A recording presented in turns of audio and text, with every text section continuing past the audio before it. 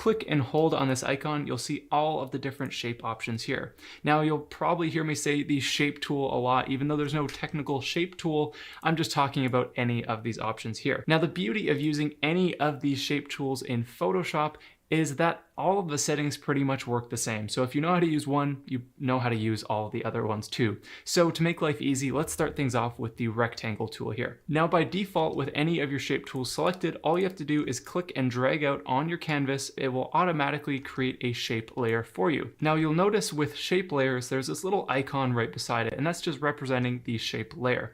However, this also is important to note because that means this layer is a vector and not a rasterized layer. Now to keep things simple here, that basically means that you can scale your shapes up and down infinitely and they will never lose quality. For example, if I just grab the move tool and I scaled this all the way down and then committed to those changes, then scaled it all the way back up again, you can see how the shape itself still looks nice and sharp around the edges and nothing is weird about it. However, if I were to rasterize this layer by right clicking, go to rasterize layer, I'll no longer have any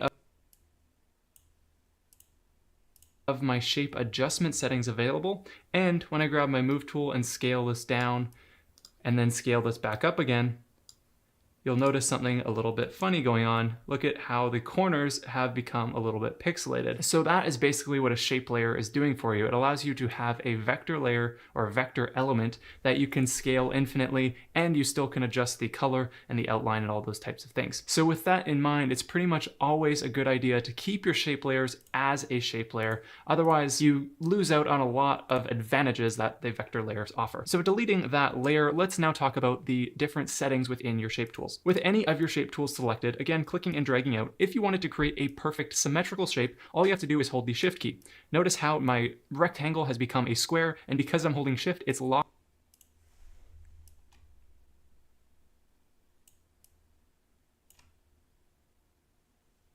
into that perfect shape as you see here. Now this applies to any of the shape tools in Photoshop, so the ellipse tool, the triangle tool, all of those things. If you hold the Shift key, you will have a perfectly symmetrical shape. Now while your shape tool is active, you'll see in the options bar here all of your shape tool settings. Now to start things off, we'll talk about the easy things, which is the fill and stroke adjustments. Now the fill adjustment is all of the color on the inside of your shape. To make this easy to see, I'm going to change the fill color by clicking on the fill color picker here, and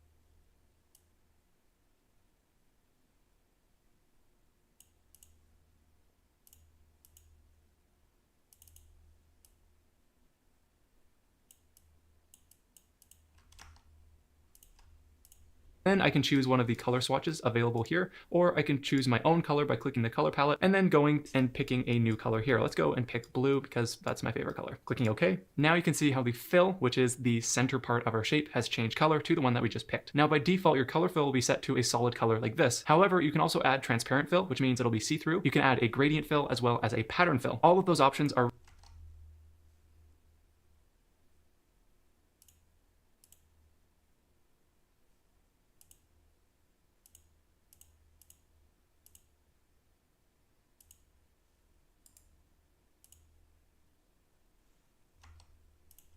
right here at the top of the fill window. So this little white icon with the red line through it means it's transparent. So that means you can see right through your shape if you have another element behind it, or you just want to create an outline shape by itself. If I click on the gradient fill option, I'll now have a gradient within my shape.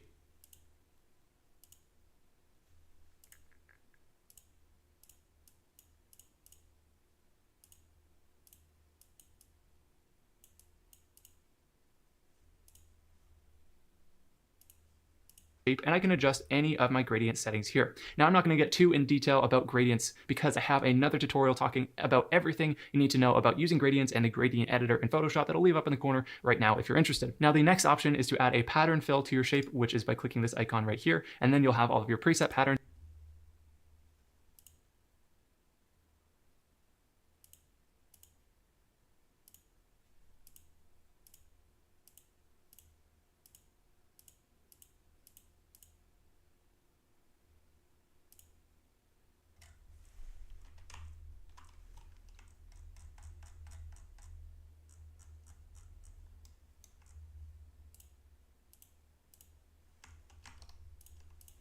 as well as any that you've created or imported into the program available to you there. Now, for the sake of simplicity, we're just going to do a solid colored pattern, and I'm going to go back to my blue color. So now that we understand the fill option here, let's go over to our stroke setting. The stroke setting you can adjust once again by clicking on the stroke color picker here. Unlike the fill, the stroke is the outline of your shape. So in this case, you can see the black outline around my square right now. So that is the stroke in action. If I go and click one of my color swatches, that's going to change the color of that stroke for me, and it's pretty straightforward to use. Again, you can add a gradient stroke, a pattern stroke, or you can even pick your own color for the stroke by clicking on the color palette there. Finally, if you don't want to have any stroke at all, then you can just set it to transparent like so, and that way you'll just have your fill and there's no stroke settings going on at all. For this example, I'm just going to add a teal stroke. Now, beyond just the color options of your stroke, you can also change the thickness and your stroke type. So the thickness of your stroke is measured in pixels by this little box right beside it.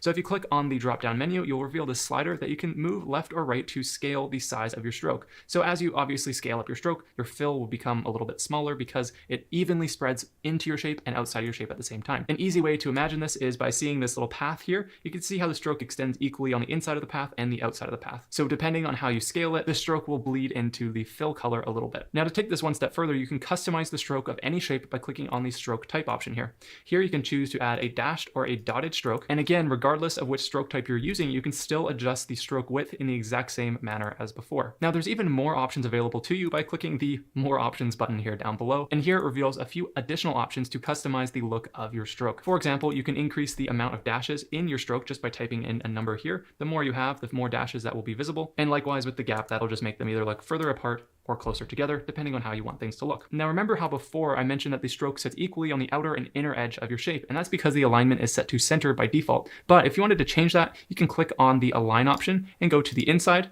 or you can go to the outside. So then if you're on the outside, the stroke will only go outside of your shape and not affect any of the fill. This will be really useful for when you want to outline a shape or an image, which I'll share how to do later in this tutorial. Now, after your shape is created, you can scale it whenever you would like. And there's two different ways to scale it. You can either use the width and height options up here in the options bar, just clicking over the width or the height icon there. You notice how my cursor becomes a hand icon with two arrows. I can go and adjust this as needed, and it will scale either the height or the width independently. Now, if you want them to scale together, all you have to do is click on this link icon, and then regardless of which one you hover over or adjust, it will adjust both the width and height equally at the same time.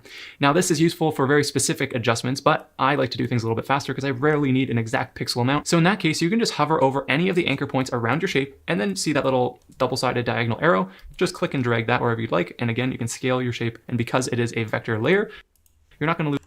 Just click and drag that wherever you'd like. And again, you can scale your, and then see that little double-sided diagonal arrow. Just click and drag that wherever you'd like. And again, you can scale your shape. And because it is a vector layer, you're not going to lose quality no matter what you do to the scaling. So at this point, you know the basic settings of the shape tool, but what if you wanted to combine two different shapes together to create something a little bit more unique? Because the problem is by default, let's for example, create an ellipse here.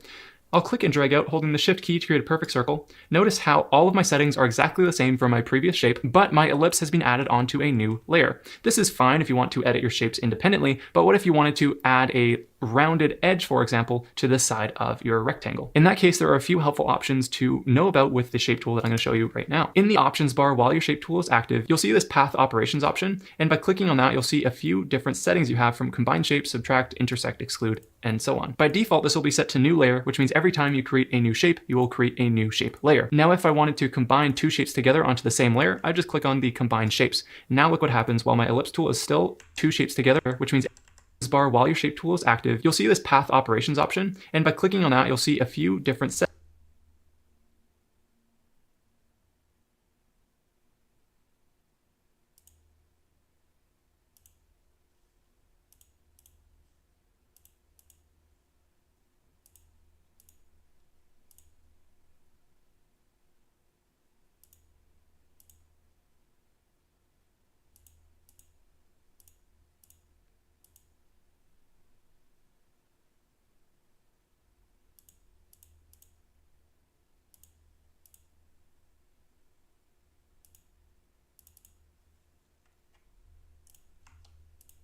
Settings you have from combine shape, subtract, intersect, exclude, and so on. By default, this will be set to new layer, which means every time you create a new shape, you will create a new shape layer. Now, if I wanted to combine two shapes together onto the same layer, I just click on the combine shapes. Now look what happens while my ellipse tool is still active. I'll click and drag out, and I'm going to try to get it right around the edge here, holding the space bar to move the whole shape as I'm creating it. Now I let go, and notice how the shape has extended out and it's all happening on one layer. Rather than creating a separate layer with the ellipse, it's merging my rectangle and the ellipse together because of our path operation settings. Now, these same options can be found within the properties panel, which will automatically appear while you're creating shapes. Down here in the pathfinder option, you can see that I have the combine shapes option enabled. Now, if for example, I choose subtract from shapes, notice how the opposite has happened. Whatever I created with my circle or the second shape is subtracting from my original shape, which is the rectangle. This can be useful because, for example, let's say you wanted to create a shape within a shape, like a cutout, for example. All you'd have to do is just click and drag a new shape within another shape, and it will subtract that from it. Now, going back to my original example, the next option you have is to intersect with shapes. So by clicking on this icon here, basically what that does is it takes the overlapping areas of the two shapes that you created and only makes that area visible. So as you can see here, the rectangle extends around this way while the circle extends out that way. So therefore, the only thing that is visible is this little section of our shape. The final option is to exclude overlapping shapes, which is what you see here. So by clicking on the exclude overlapping shapes, it essentially does the opposite of what we just had previously. Anything that is overlapping will now become transparent or cut out, essentially. It's not going to be a part of your shape anymore. So with those different options, you can get some pretty creative looking shapes that aren't necessarily possible with just your basic set of shape tools. So now that you know all the most important bits of creating shapes, let's talk about some more advanced methods that will be useful when you're working with shapes in Photoshop. The first thing is going to be rounding edges and dealing with some more advanced settings, such as dealing with the polygon tool as well as the line tool. Now, to access the polygon tool, all you have to do is click and hold and go to the polygon tool here. And what this tool allows you to do is basically create any shape with 3 to 100 different edges. So that way you can get a lot more types of shapes beyond just a rectangle, a circle, or a triangle. To set the number of sides of your shape, you can do so in the upper options bar. From there, the fill and the stroke settings are going to operate the exact same ways as before. You can choose a solid color, a gradient, a pattern, whatever you would like to do is all available up here. Now, once you go and click and drag out to create a shape, I'm holding the shift key to create a perfect shape in this case. You can see that I've created a star, and this might look a little bit different for you depending on how your settings are looking in this case.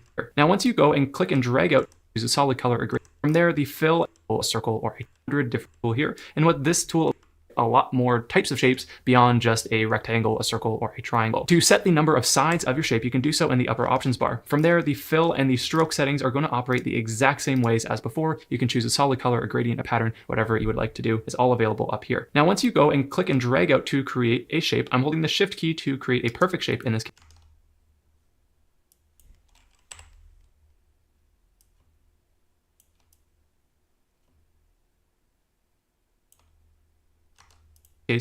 You can see that I've created a star, and this might look a little bit different for you depending on how your settings are looking. But the beauty of this tool is that once you create your shape, you can go and adjust the shape as needed afterwards. Nothing is set in stone. Within the properties panel, which will automatically appear after you create your shape, you can go and adjust the number of sides within your shape, and your shape will automatically adjust accordingly. Now, the reason that my shape looks like a star is because of the star ratio amount. So if I go and hover over this icon and then click and drag to the left, you'll notice how the star shape either shrinks down or it expands to create just a like octagon or a pentagon or something like that. I actually don't know what 7 sides would be called off the top of my head. Anyways, this just gives you the option to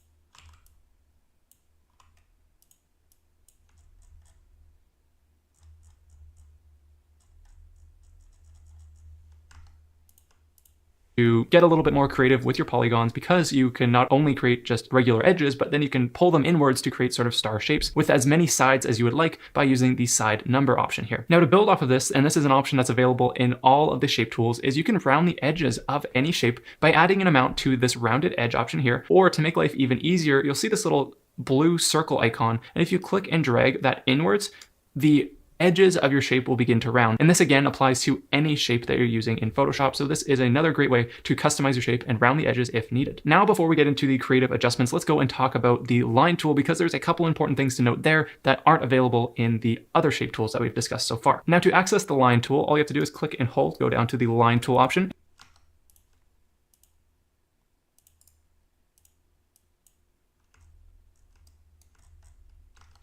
And the thing that's different about this tool is the weight adjustment. So if I click and drag out to create a line, if I hold the shift key, it'll stay perfectly straight at 0 degrees. You can see that we have a preset width here. Now, what some people might be tempted to do is add a stroke to this, but I'm going to show you the problem with that in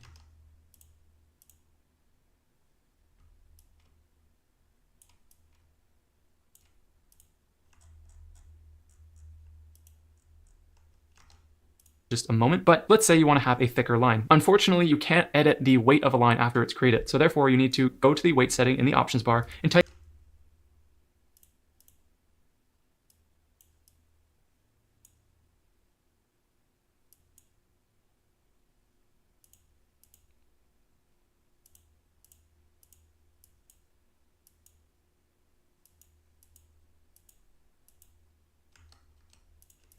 in a new weight that you would like. So I'll put in 15 pixels for this example. I'll click and drag out like so, and now you can see that the line has become thicker. Now, what some people will do is go to the stroke setting and then just increase the stroke amount like so. The problem with this is unless your stroke is the exact same color as your fill, which can sometimes be easy to miss, you end up with this sort of weird looking thing because your line is like two different colors. You see your fill color as well as your stroke color. So to avoid this problem altogether, you either need to make your stroke and your fill the same color, or you just need to redo your line with a thicker weight. So now you know all the options you have available to you with any of the shape tools in Photoshop, but let's take this one step further and start getting a little bit more creative with it. The first way that we'll do that is by using paths to create custom shapes. Now, with any of your shape tools active, for this example, I'll select the ellipse tool. You'll notice in the options bar that by default this is set to shape. Now below that,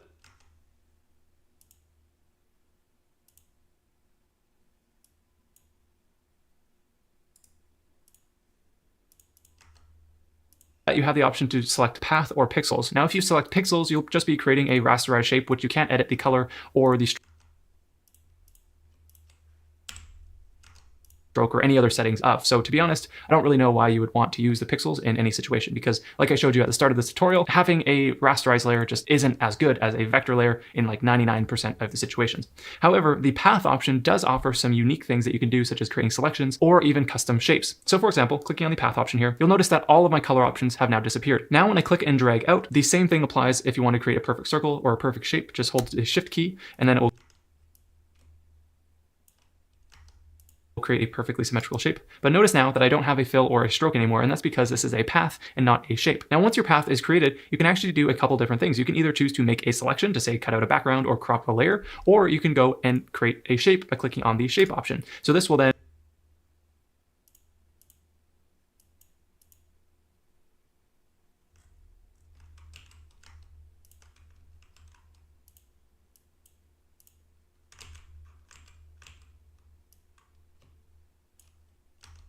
and add a fill and stroke adjustment, and you're pretty much back to where you were before. Alternatively, you could go and create a selection by clicking on the selection option here, choosing a feather radius for the edges of your selection, and then you'll have an active selection like you see here. I'll show you how that's useful in the next example when we go and crop an image into a circle and do a nice little outline to it as well. But for now, I'm going to show you how to create a little custom shape. So with your path active, you can go and create a few different paths together if you would like, depending on what kind of look you're going for. Now, in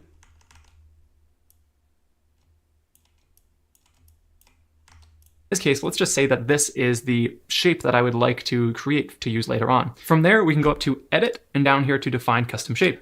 Now, everything that you see in white will be the custom shape that you can use later on. I'm going to call this to Bubbles. Then I can go and click OK. Now with that custom shape saved, I can go and find my custom shape tool, and then in my shape option,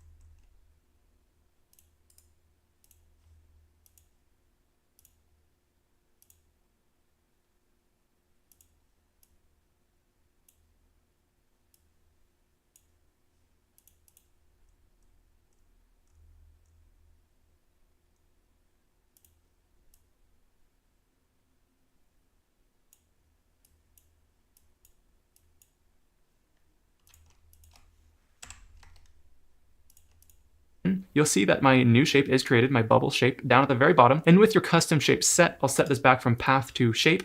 And now when I click and drag out, you'll notice that I have that custom shape that I just created with my path that I can now draw on my canvas, and I can easily adjust the stroke settings, I can adjust the fill, and it works the exact same way as the previous shapes, but now we have something a little bit more unique. So custom shapes are a great way to have like stencils or outlines of something because they just will add a solid color fill to an outline or a path. Unlike a custom brush, which can have different levels of opacity, a shape is just great for having one solid level of opacity across your entire outline or your entire path. Now, whether you're using custom shapes like we have been doing right now, or you're using any of your regular shape tools, you can actually use this to crop your photos in Photoshop. Let me show you an example of this. Here I've brought an image into Photoshop, and we're going to use the custom shape that we just created to basically crop this layer. Using my custom shape tool or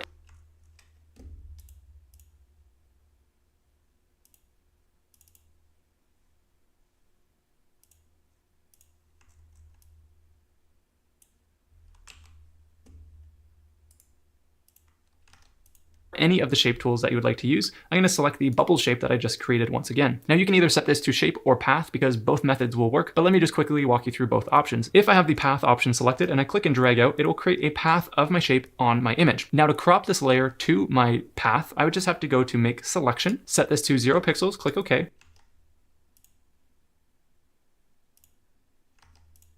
And now clicking on my image layer, I can go and add a layer mask like so. And now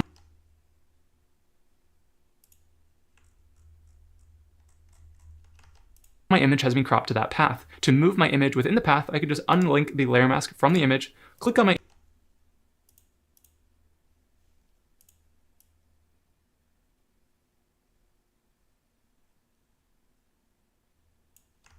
image layer, grab my move tool by pressing V, and now I can move my image within my layer mask independently so that I can get the perfect positioning within my shapes. Now this is probably the best option if you just want to create a simple outline like this. However, if you want to go and add an outline to your shape afterwards, then this next method will help you do that a little bit better. So just stepping backwards by undoing all of those adjustments, let's now do the same thing, but now with our shape option set to shape rather than path. Now when I click and drag out like so, it's going to create a shape layer rather than a path like before. So that means we don't have that selection button anymore in the options bar. Instead, we need to use a clipping mask so that our image layer stays only within the shape layer. So to do that, you first need to put your shape layer below your image by clicking and dragging it below your image layer in the layers panel. Now, clicking on your image layer, right-clicking and going to create clipping mask, that will apply your image into the parameters of